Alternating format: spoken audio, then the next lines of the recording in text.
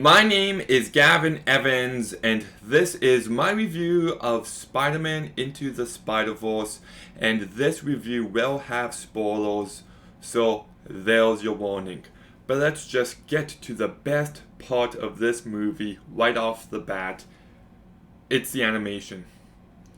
I truly mean it when I say this, but it is one of the best looking movies of all time.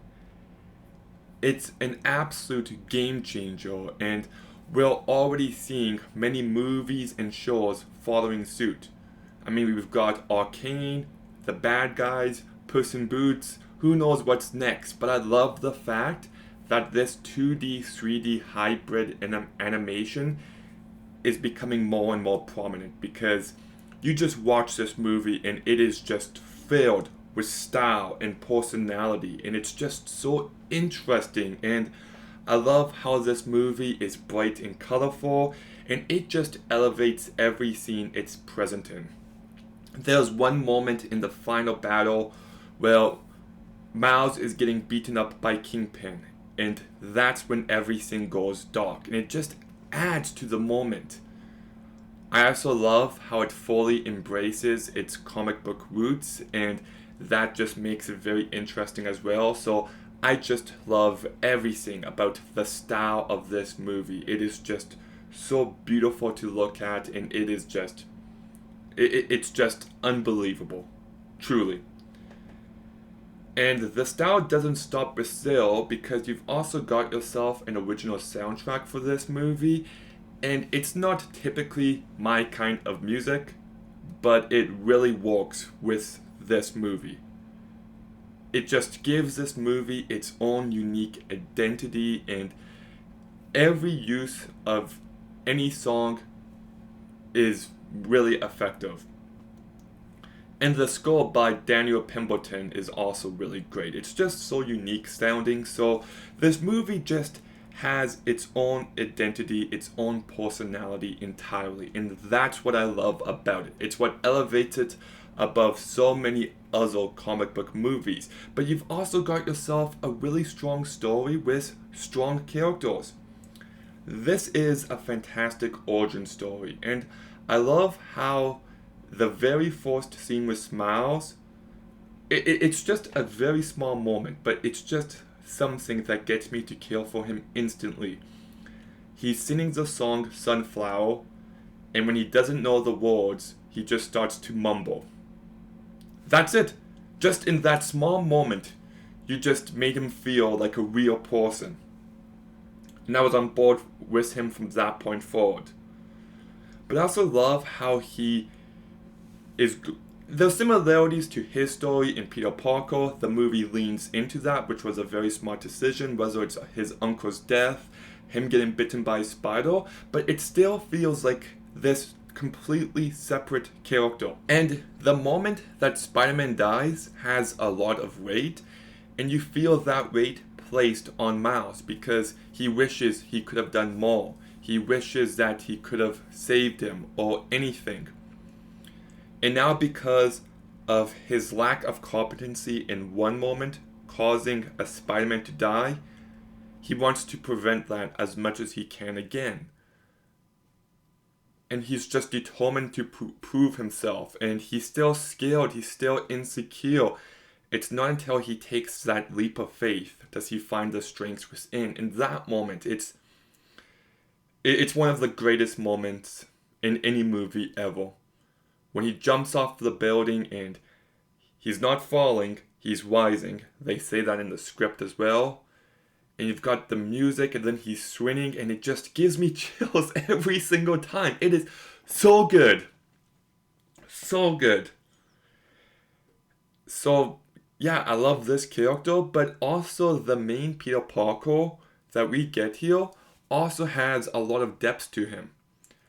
His life hasn't gone the way he wanted to. He screwed up time and time again. He blew it with Mary Jane, and he's just dealing with it in self-destructive manners. And I think it needs to be made clear that he's pretty much on the verge of being suicidal. He jumps at the opportunity to die so everyone else could live. because he feels like he's given as much as he can to the world and he's already blown it, so why not just die a hero? And it's through Miles that he realizes that he has to get his life back together, and I think it's so emotional and so well done. And then you've got Gwen, who lost her best friend, and because of that, she keeps her guards up. And only through this story, through her interactions with the other Spider-Man, does she allow people in again, and how Miles helps her as well.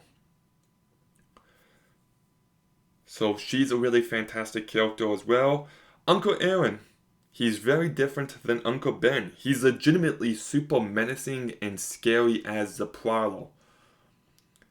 But he does have humanity deep underneath, even though it's been lost a bit. And I also found Miles' dad, Jefferson, to have lots of depth as well. He's just a man trying to do his best and to understand his son the best he can. And his speech, when Miles is incapable of talking, it's just filled with heart and passion.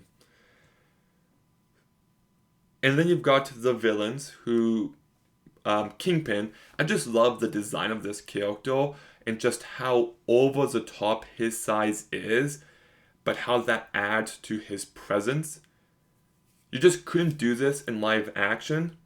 And on top of that, I think there is a level of depth to the character as well. He's not the plurality, but there's more than enough to raise him above surface level. I saw Prowler, once again, was a great villain. Doc Ock was a really great villain as well. And Tombstone and Scorpion and Green Goblin had some very cool character design. So even if they don't stand out with the script, they stand out due to just mere threat, mere character design. And I also think the entire cast does a wonderful job. Shameik Moore just completely owns it. He just becomes this character, and I was really impressed by his performance here. Jake Johnson, this is his best performance, unironically. He just portrays Peter Parker in a pitch-perfect manner where he shows that he hides his vulnerabilities with humor. Haley Steinfeld is just fantastic here. Between this, Arcane, Edge of 17, True Grit, she's becoming one of my favorite actresses. Mahershala Ali, this might be a hot take. This might actually be my favorite performance of his. I don't like Green Book. I don't like Moonlight. The guy is incredible here. I think he just adds so much depth to this character in just a few short moments that even though he's a bad guy, he still highlights what this character could be. Brian Tyree Henry, once again, is just incredible here. Lily Tomlin does a good job. John Mulaney is so funny. I haven't touched about Peter Porker Spider-Pig yet, but it's so weird and it's just so funny, and his voice is perfect for it. Kimiko Glenn does a perfectly fine job. Nicolas Cage is perfect as Spider-Man Noir. Liev Schreiber is really good, and Chris Pine is great in the short time we see him. I like his Christmas album. That was really funny. And I just love how this movie feels like it's made by people who love the character, and they made this movie for other fans of the character. You know, whether it's jokes about the Spider-Man popsicle or it's the Spider-Man 3 dancing, you can just feel the love oozing through each and every frame of this movie. And I do think it's really funny. I think it has emotional weight, it's heartfelt, the characters are filled with depth and nuance. It is so weird and out there, but in a very good way. The voice performances are all incredible. I love the soundtrack. The animation is just breathtaking. It is mind-blowing how good this movie looks.